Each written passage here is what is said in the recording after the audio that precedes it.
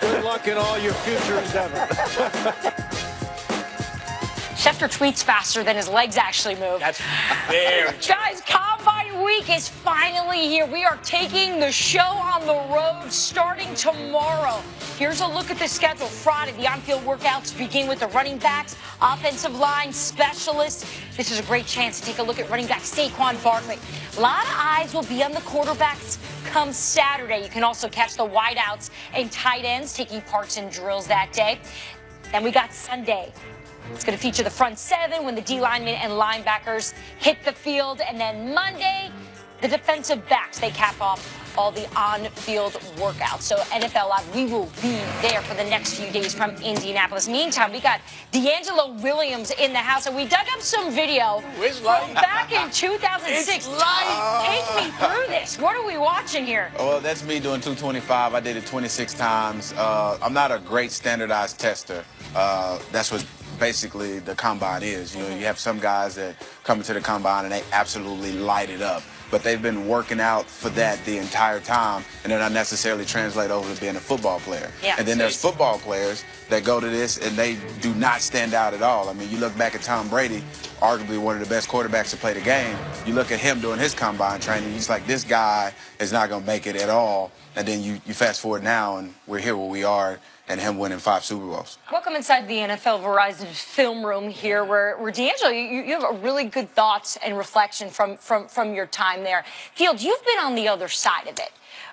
You're part of the process of talking to these players, watching them. What are some of your takeaways? Well, first of all, if you're not a very good standardized test taker, and those were your results, man, I want to be a not very good standardized test taker too. Like, that was pretty dang good. 25, 26 reps on the bench, 35 and a half inch vertical jump. But back to the question, Diana, I think there are a couple of important tenets of the combine that can be said every single year. First of all, this is a piece of the puzzle, okay? Players' draft evaluations are not made or broken based off what will take place between now and next Monday in Indianapolis. This is a fact-finding mission for NFL GMs, head coaches, assistant coaches, etc.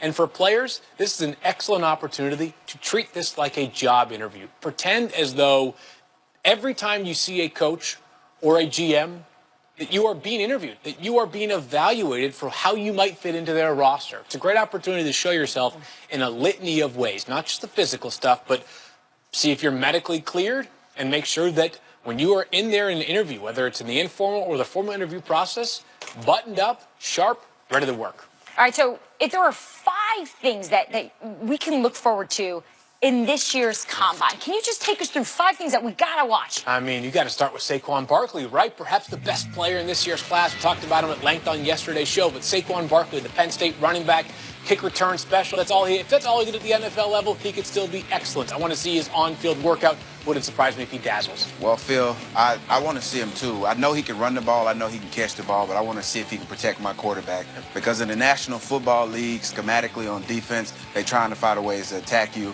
And if they know that they can't attack you through the passing game, what we're going to do is to neutralize him getting out of the backfield, is we're going to rush a linebacker and see if he can pick him up. Sure. If he can't, your quarterback going to be on the run the entire time. Some of that's willingness and some of that is also toughness. And then beyond Saquon Barkley, let's think broad, with a broad brush. You got to look at these quarterbacks, such a coveted quarterback draft class going into the year, and perhaps they didn't necessarily meet expectations, but I guess we'll talk about Vita Vea instead right now. He's the Washington defensive tackle, and this guy, every year I kind of find my dancing bear amongst the defensive linemen. Yeah. He is going to be the dancing bear. He is going to test off the charts. I want to see him bench press. Like, it wouldn't surprise me if he hits around 40 reps on the bench press. That dude is a beast.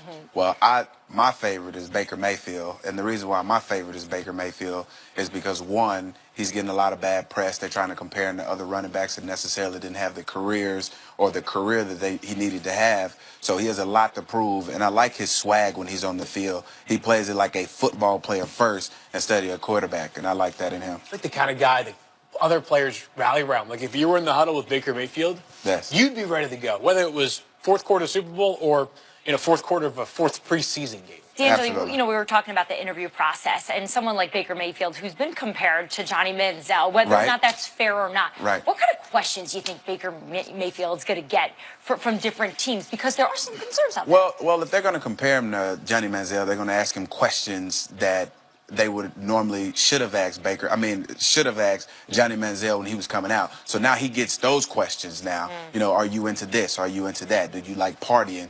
Which doesn't even translate into him, but because they've painted that brush of him being the next Johnny Manziel, he has to answer those Johnny Manziel related questions, and he's nothing like him. I've seen Baker Mayfield play. I've seen the Heisman Trophy play out of him, playing the big teams that he's played out of there. So I don't understand why he's getting this unfair comparison. Let him be the Baker Mayfield that we come to love in college and give him that opportunity in the NFL. Well, you seem to really like Baker Mayfield. He's got something to do with one of your guarantees, which we're going to get to Yes. coming up later in the show. We still have lots more to get to. We caught up with free agent to be Le'Veon Bell. We're going to go to that. Coming up, also, we're going to get you ready for the NFL Scouting Combine, which starts tomorrow. NFL Live on the road. We're going to bring you all the action from Indianapolis. All that next. And there's Le'Veon Bell. We're going to dive into what makes him so special and discuss whether or not he will retire or stay with the Steelers. He always does something crazy, and I just got to put that in my game. Like, okay, so if a guy do play you hard inside like that, and you still got to release inside, he did this to get inside, so I'm going to try this, next time So I go you out get there. up there and you say, what would AB do? Film Room is brought to you by Verizon, the most awarded network ever. This is the Pepsi that your father drank, and his father drank before he met your grandmother. This is the Pepsi for this model and his mom. Hi, Cindy. Oh, hi, Brittany. Have you met Uncle Drew? This is the Pepsi that's back from the future and back for one last ride. This is the first Pepsi on the moon. What? No. Fine. This is the Pepsi for moonwalkers. This is the Pepsi for every generation.